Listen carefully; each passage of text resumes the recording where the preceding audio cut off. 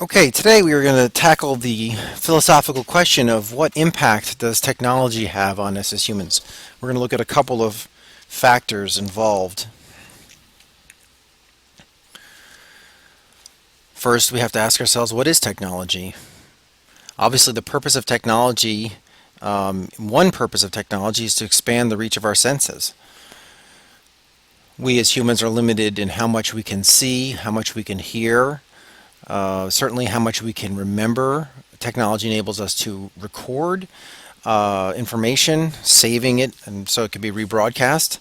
Technology enables us things like the telescope to see great distances in space, in fact, billions of light years, incomprehensibly large distances. Even the eyeglasses on my face help me see around the classroom or help me see books to read. Microphones obviously pick up, record, and potentially amplify sounds. And of course, the microscope is obviously good at enabling our senses to see things at the nano level, things that are so obviously small, they're not perceptible to a normal eye. We operate in a world full of technology like this. We often don't even pause to think about its impact on us. If you see it through the telescope, is it not real? If you see it through a microscope, is it not real? Obviously, those things are real. Telescopes do an excellent job of taking information and providing it to us in a way we can digest and understand. The advances of technology in terms of expanding our senses have also enabled us to then use science to explore and understand more about the world we live in.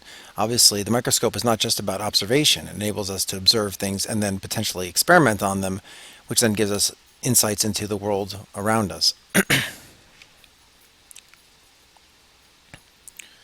I included a picture of an ant in an electron microscope as an example of the detail of an ant that no human would ever see without the electron microscope, enabling us to take very small objects like this ant and blow them up into a macro size. I have a second one here.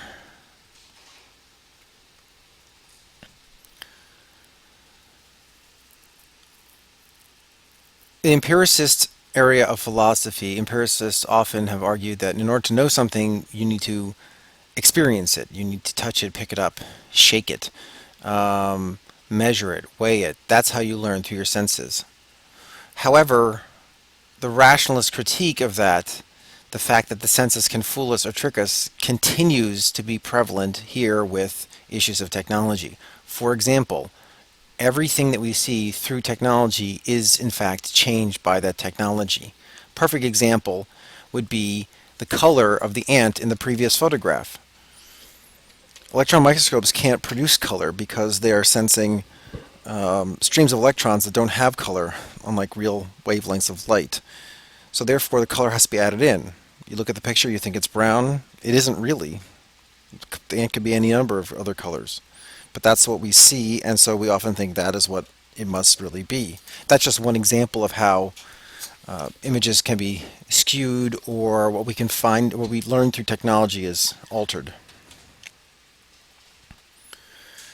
The new level of uncertainty is that with technology today, the images not only can be produced, but they can be very easily manipulated in a very realistic looking way. So therefore, you get to the point where you really start to begin to doubt all images you see as possibly being faked and edited and changed. Another section of technology impact on humans is systems like the GPS, computers, that kind of thing.